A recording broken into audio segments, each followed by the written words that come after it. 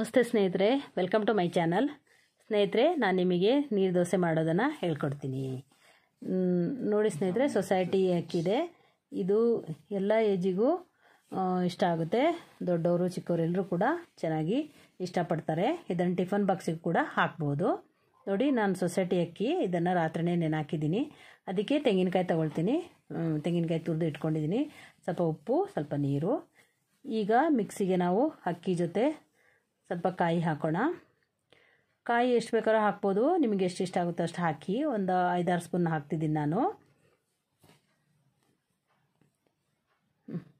ಈಗ ಸ್ವಲ್ಪ ರುಚಿಗೆ ತಕ್ಕಷ್ಟು ಉಪ್ಪನ್ನು ಹಾಕೋಣ.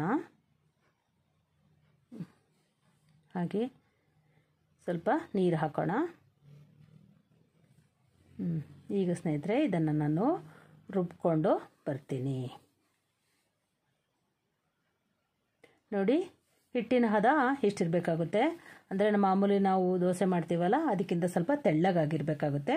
ಸ್ವಲ್ಪ ನೀರಾಗಿ, ಇದು ಹೆಸರೇ ನೀರು ದೋಸೆ ಅಲ್ವಾ, ಹಾಗಾಗಿ ಸ್ವಲ್ಪ ನೀರಾಗಿರಬೇಕಾಗುತ್ತೆ. ನೋಡಿ, ಹಂಚು ಇಟ್ಟು ಸ್ವಲ್ಪ ನೀರು ಹಾಕಿ ಒಂದು ಬಟ್ಟೆಯಲ್ಲಿ ಚೆನ್ನಾಗಿ ಒರೆಸ್ಕೊಳ್ಳಿ. ಮತ್ತು ದೋಸೆನ ಹಾಕಿ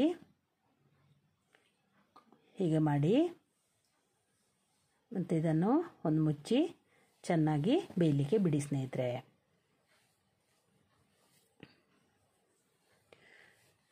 ಸ್ನೇಹಿತರೆ, ನಾನು ನಿಮಗೆ ಇದಕ್ಕೆ ಸ್ವೀಟ್ ಚಟ್ನಿನ ಮಾಡೋದನ್ನು ಹೇಳ್ಕೊಡ್ತೀನಿ.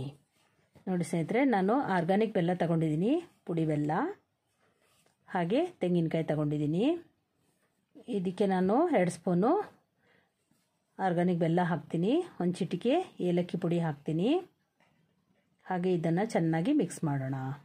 ಸ್ನೇಹಿತರೆ, ಇದು ಸ್ಪೂನಲ್ಲಿ ಮಿಕ್ಸ್ ಮಾಡೋದನ್ನು ಸರಿ, ಆದರೆ ಕೈಯಲ್ಲಿ ಮಿಕ್ಸ್ ಮಾಡೋದಷ್ಟು ಟೇಸ್ಟ್ ಜಾಸ್ತಿ ಇರುತ್ತೆ. ಹಾಗಾಗಿ ನಾನು ಇದನ್ನು ನಿಮಗೆ ಕೈಯಲ್ಲೇ ಮಿಕ್ಸ್ ಮಾಡೋದನ್ನು ಹೇಳ್ಕೊಡ್ತೀನಿ. ನೋಡಿ, ಈ ಥರ ಚೆನ್ನಾಗಿ ಮಿಕ್ಸ್ ಆದರೆ ತುಂಬ ಟೇಸ್ಟಾಗಿರುತ್ತೆ. ನೀರು ದೋಸೆ ಜೊತೆಲಿ ತುಂಬ ಚೆನ್ನಾಗಿರುತ್ತೆ ಸ್ನೇಹಿತರೆ.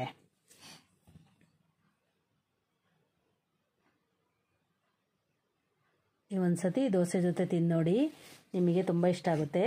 ಯಾವಾಗಲೂ ನೀವು ಮಾಡ್ಕೊಂಡು ತಿಂತೀರಾ.